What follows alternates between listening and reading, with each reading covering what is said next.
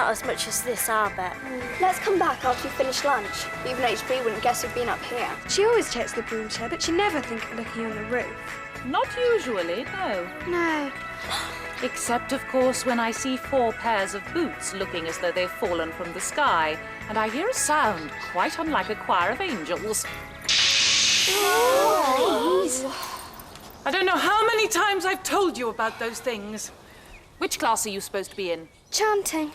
But Miss Bat said we could practice outside because of the heat. Oh, and this is practice, is it? We were just about to start, Miss Harborough. After we'd had a little rest. Good. Well, I'm glad you're all well rested, Mildred, because I've just conducted a tidiness inspection and Class 1's lunch break is going to be very busy indeed. I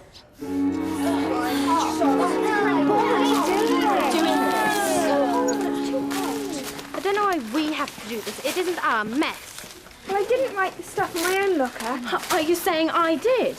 No. Are you saying I did? She's just saying she didn't. And so what if I did? What are you going to do about it? It's the truth anyway. Mildred Hubble, nothing but trouble. Give up, you pair. It's too hot to argue. What's this? Don't you know? It stinks. Tomatoes. I bought them to take camping. That was ages ago. Let's have a look.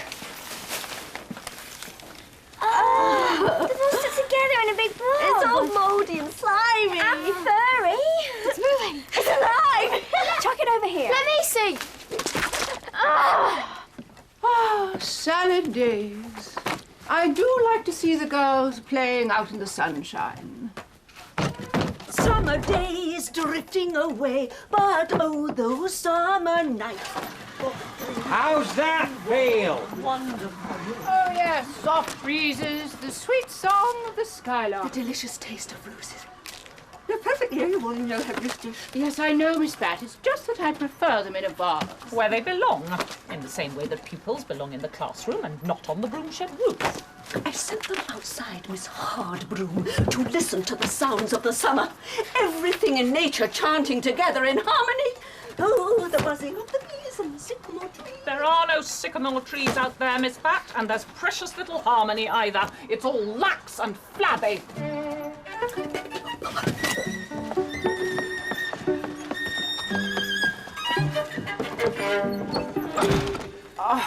I do wish you'd be more careful what you say to Miss Bat.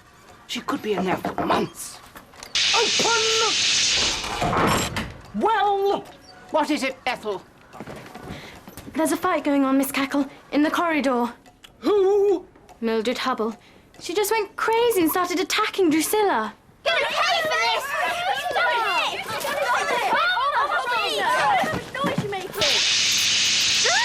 She started it! Yes, it was Mildred. Liar. All of you! I've had quite enough from this class today, and from some more than enough. What on earth is that disgusting smell?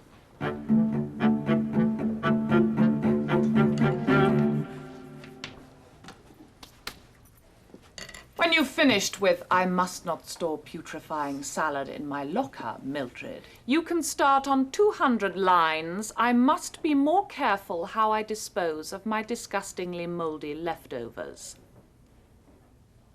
The rest of you can go. But I'm warning you, if you think it's hot now, it's nothing to how hot it will get if this slovenliness and bad behavior doesn't improve forthwith. And that includes you, Ethel Hallow, and you, Drusilla Paddock. I'm not sure it was altogether Mildred's fault. No, headmistress, but she's at the root of it. Midsummer madness. It starts with undone bootlaces and it ends with bare feet and body piercing. Surely not. It's time for an immediate crackdown, Miss Cackle. A return to basics. Yes, I know how you feel about it, Miss Hardbroom. We're all feeling the heat at the moment. But I've been talking to Miss Bat through the staff room cupboard door, and to Miss Drill, and indeed to Frank Blossom, and they all tend to favour a rather more creative approach. Fresh fruit salad. With double cream, Strawberries. raspberries, Banana. guavas, Any kiwi fruit? Tree loads, fresh and green and juicy. Incantatus, Biberatus, Dryboni, Desperatus, Visipotus, Ariatus.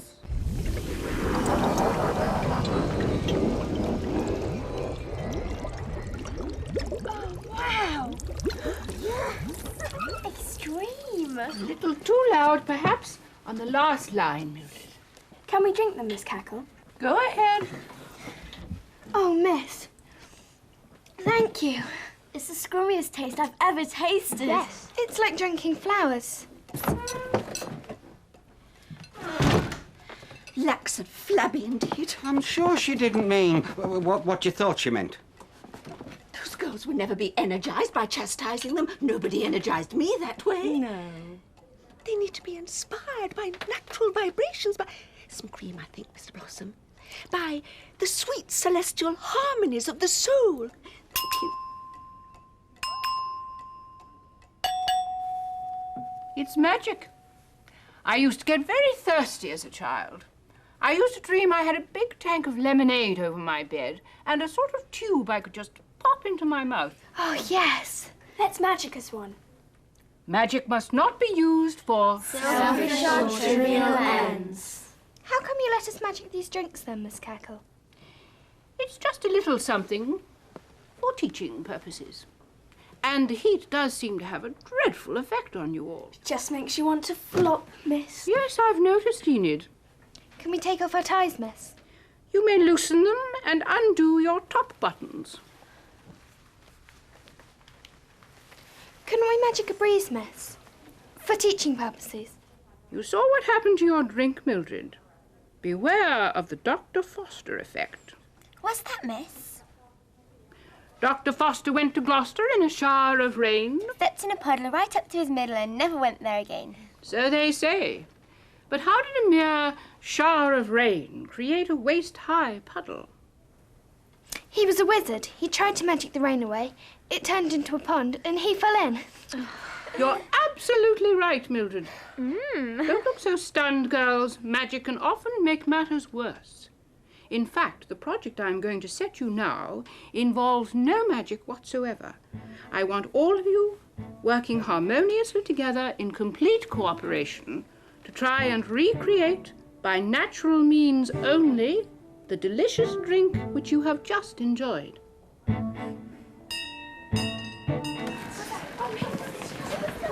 Come on, let's start now. Let's have a project meeting. Are we going to invite them? We are supposed to cooperate. Who said we wanted to come to your meeting?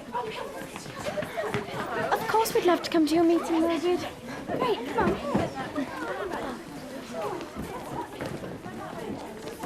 Constance, I've every confidence that the first years will rise to the challenge, working together for the well-being and harmony of the school.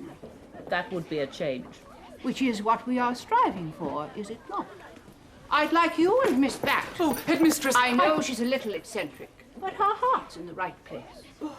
I'd like both of you to give the girls every assistance, just for this 1 week.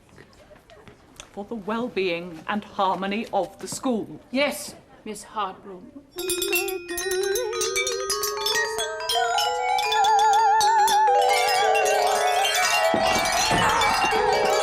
Now, is that appalling racket?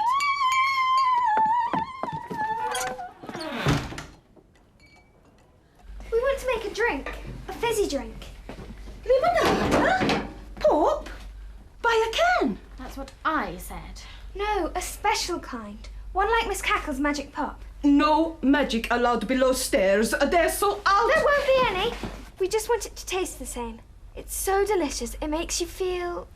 Cool. Yes, so we thought if we experimented with different types of fruits, we could find out what it was made of and make enough to cool down the whole school. Miss Bat? Miss Bat, can you hear me? We simply cannot carry on like this. Miss Hardbroom didn't mean to call your Symphony of the Summer an appalling racket. I did. Yes, well, it didn't exactly strike me as the burbling of brooks through grassy meadows or the merry chirping of the chaffinch. Now look here, Miss Bat. Locking yourself in a cupboard is not going to solve anything. It will. Well, she can't stay in there forever. She can. Miss Bat, if there's anything we can say or do... She says she wants to speak to Miss Drill. She's the only one who understands her. And can she bring some more of that fruit salad? Oh!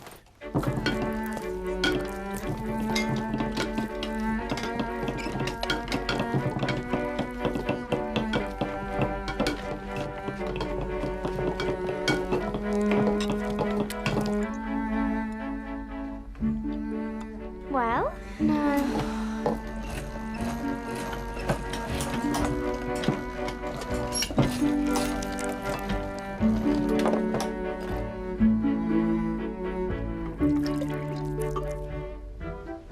This time?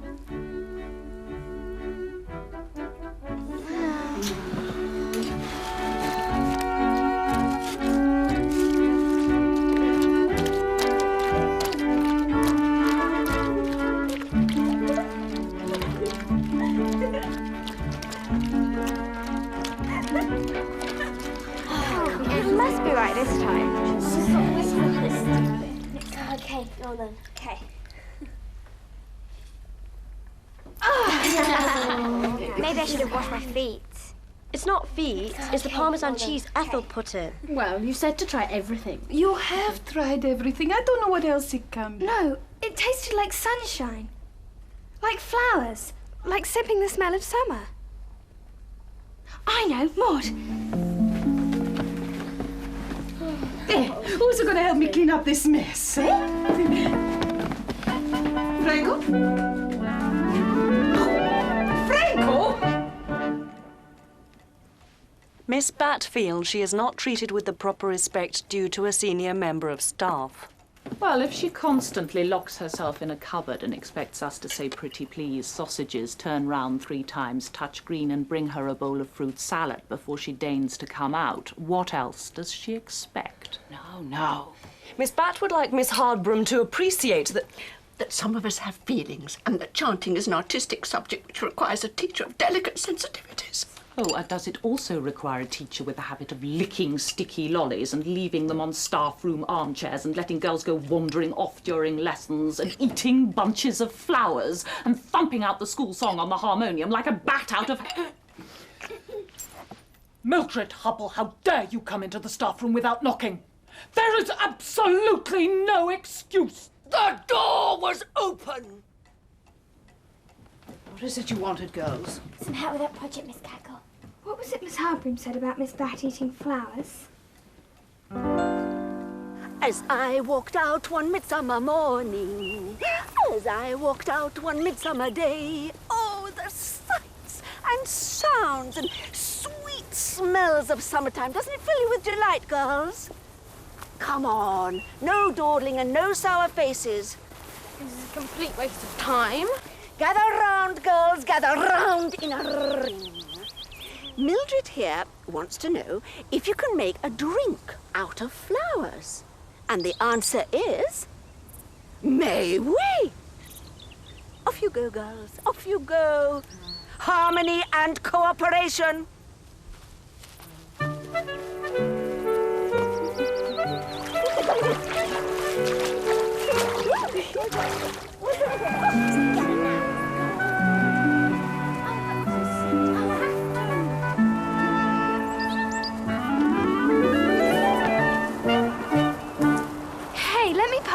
You just make me, Mildred Hubble. Pack it in, Drusilla.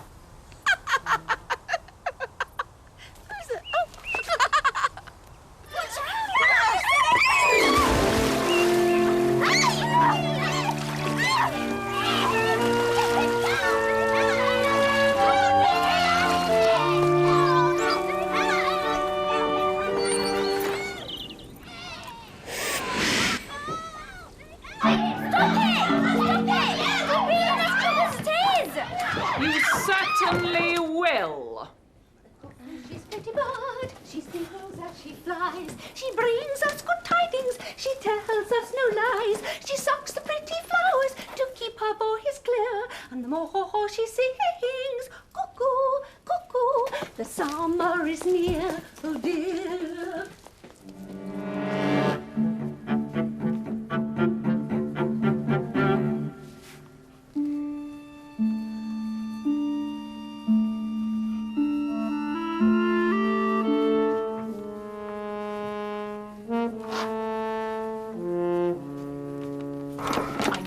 Like this. Nobody asked her to interfere. There was chaos. A little bit of horseplay, that's all. We've all fallen in a river from time to time. Be that as it may, it doesn't seem to have cooled anyone's temper. So I have decided that Mildred and her friends should continue with you, Miss Bat, and that Ethel and Drusilla will work in the potion lab under your supervision, Miss Hardbroom. We'll end up with 2 lots of fizzy pop. But a lot less aggravation. There'll be a grand juice-sipping ceremony tomorrow afternoon in the Great Hall, and I'll give a special award to the team with the tastiest tongue-tingling drink. I still don't understand why you wanted Mildred dunked in the river. You enjoyed it, didn't you? We both got soaked. We all ended up in trouble. I don't see why... I wanted them to separate us. It's all part of my plan. We don't want Mildred and her friends to get the credit for making the best drink, do we? They've got no chance, not with Miss Crazy Flower Power Bat helping them. Ugh, but neither have we. Leave all that and go and see what they're up to. I'm meant to be here with you. Which one of us has the brains? I need to do some quiet study.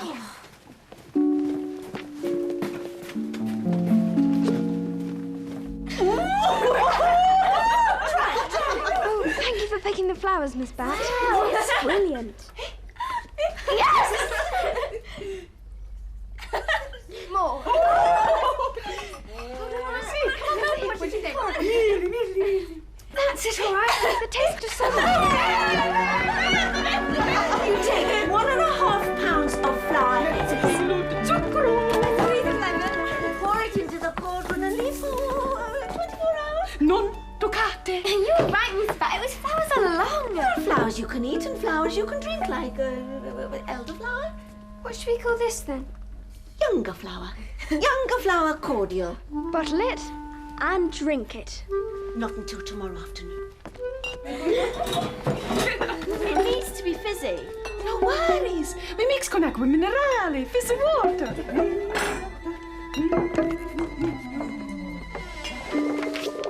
6 ounces of sea cucumber, a bowl of bilberry beans, 6 desiccated slow worms, and a pinch of salt. We're not allowed to use magic. It's a potion, not a spell. It's still magic. What about the Dr. Foster effect? Listen, Drusilla. There's been witches in my family for 500 years, and none of them has ever suffered from the Dr. Foster effect. Miss Cackle said. Miss Cackle said it was caused by trivial and selfish purposes. This potion is for the well-being and harmony of the whole school. We mix it in with some fruit juice or whatever, and whoever drinks it will feel as light and fresh as a summer's breeze. It is cheating, though, isn't it? We want to win, don't we? And we will. I wouldn't bank on it. They've made Cackle's magic drink without magic, and I've tasted it, and it's absolutely delicious. Wait till they've tasted mine.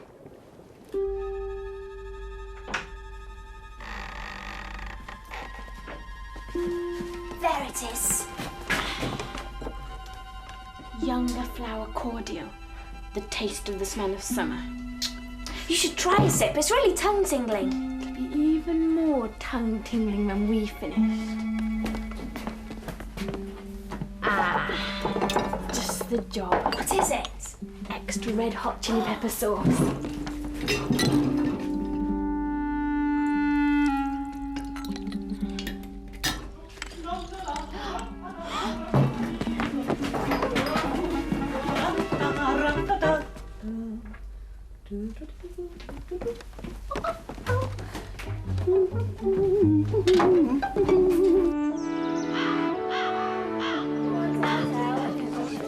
Attention, girls. Welcome back, those of you who've just returned. When the heat is on, it's time to rise to the challenge. And I'm pleased to say that despite setbacks and misunderstandings, we have not one, but 2 efforts at making a delicious summer drink by natural means. Perhaps you'd like to tell us about yours first, Mildred. It's called Younger Flower Cordial, and would you like to taste some? Very well, Mildred. I suppose in this case the proof of the pudding is in the drinking. Looks delicious. Smells piquant. Cheers.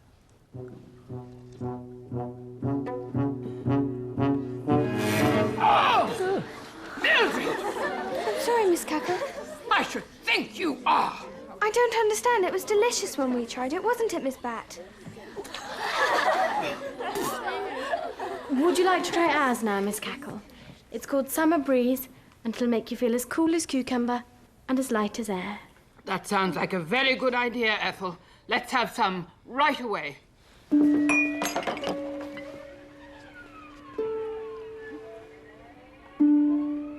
One. Marvellous. Well done, Ethel. A little more, perhaps.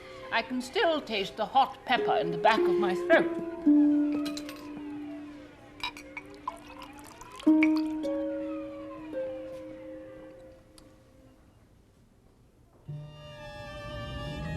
Are you all right, Miss Hardroom?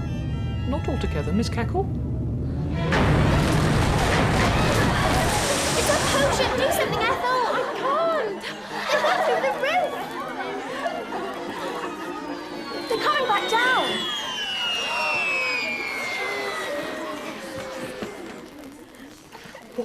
What was that? Unless I'm very much mistaken, the Dr. Foster effect. What have you got to say for yourself, Ethel Hallow?